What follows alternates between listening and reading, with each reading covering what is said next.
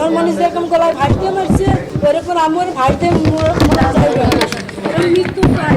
আমার মনে হচ্ছে এরকম ব্লেডে কাটছে, গলায় ফাঁস দিয়েছে, ঠিক সেরকম বিচার চাই আমি আপনাদের কাছে। ওইরকম ফাঁসি দিয়ে যেন ওর মারে, ওইরকম যেন ওর ব্লেডে কাটে। আমার যে না আমার লোককে যে কষ্ট দিচ্ছে না, আমি নিজে ইচ্ছা দেখতে চাই এরকম ফাঁস দিয়ে মোরা।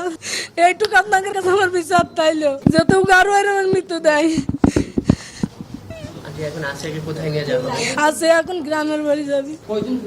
আমার অভিযোগ এটাই, ওর যখন ব্লেডের কাটিছে, ফাঁস দিয়ে মারিছে, ওইরকম উগারও আমি ফাঁস দিয়ে দেখতে চাই। ফাঁস দিয়ে দেখতে চাই ওইরকম ব্লেডের জন্য উগারও এরকম কাটে।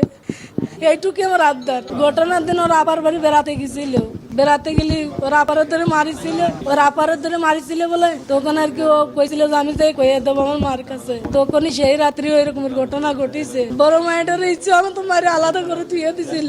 পরে 11টার সময় আমার কাছে ফোন দিয়েছে যে আপনার মনে অসুস্থ। আমি যাই দেখি যে সদরে ভর্তি করছে মাগুরা দিয়ে, তুই উনি পলাইছে ওই মহিলা। ওর জানাজার ব্যাপারে কিছু জানাবেন? জানাজা গ্রামের বাড়িতে হবে।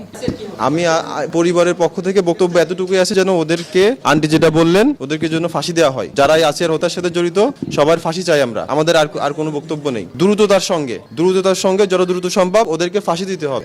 আর একটা এখানে আর কোনো কথা নেই, কথাই একটাই। আপনি শুনছেন যে আন্টিও সেম কথাটাই বললেন যে আন্টি এভাবেই দেখতে চায়। আন্টি দেখলেন যে আসিয়া হাসপাতালে আসার